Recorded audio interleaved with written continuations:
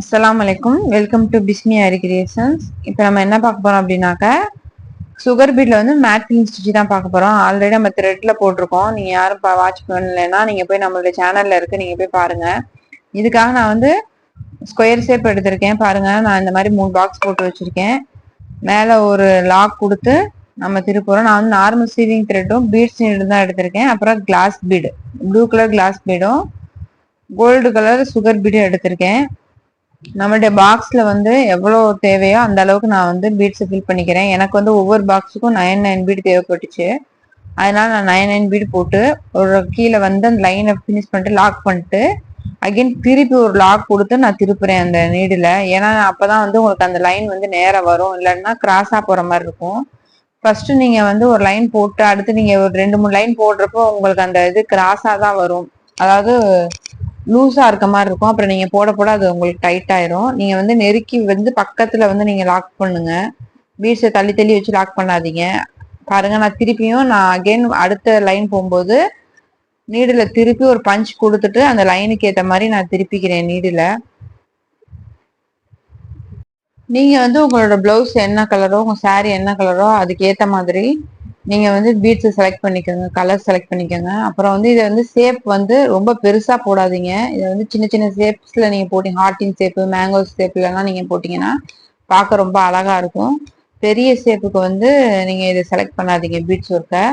ஏன்னா ரொம்ப பெருசா போட்டீங்கன்னா ரொம்ப தூக்கிட்டு இருக்க மாதிரி இருக்கும். மேக்சிமம் ஒரு 3 லைன் 4 லைனுக்குள்ள முடிக்கிற மாதிரி ஒரு 2 லைன் கூட ஓகே தான். 2 லைன் 3 லைன் கூட ஓகே தான். நீங்க வந்து அந்த மாதிரி டிசைனை செலக்ட் பண்ணி நீங்க கலர்ஸ் மாத்தி மாத்தி நீங்க கொடுத்து நீங்க இந்த ஷேப்பை போடுங்க. அப்பதான் வந்து அது பார்க்க அழகா இருக்கும். ரொம்ப பெருசா போட்டீங்கன்னா பீட்ஸ் வந்து உங்களுக்கு நான் தூக்கிட்டு இருக்க மாதிரி இருக்கும். அதுக்காக தான் சொல்றேன்.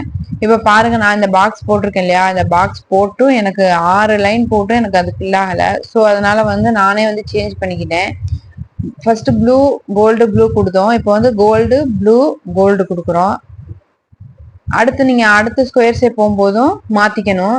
ப்ளூ கோல்டு ப்ளூ, இந்த மாதிரி நீங்க என்ன கலர் எடுக்கிறீங்களோ அதை வந்து ஆல்டர்னேட்டிவா மாத்தி மாத்தி நீங்க கொடுக்கணும். இதுதான் இதோட ஸ்டிச்சோட ப்ரொசீஜரு.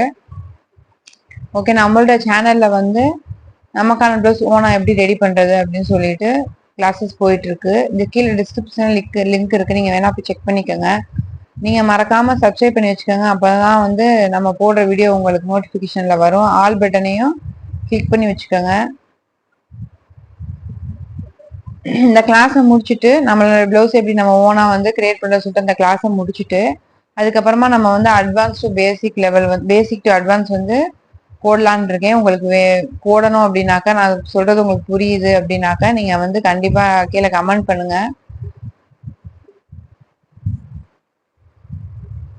இது அப்படிதான் நான் வந்து அடுத்த 3வது இதையும் சேர்ப்பே நான் 6 வச்சு நான் அதை வச்சு கவுண்ட் பண்ணி நான் போட்டேன். நீங்க ஸ்டார்டிங்ல வந்து எத்தனை பீட் எடுக்கிறீங்களோ அதே பீடே நீங்க கவுண்ட்ல வச்சுக்கோங்க.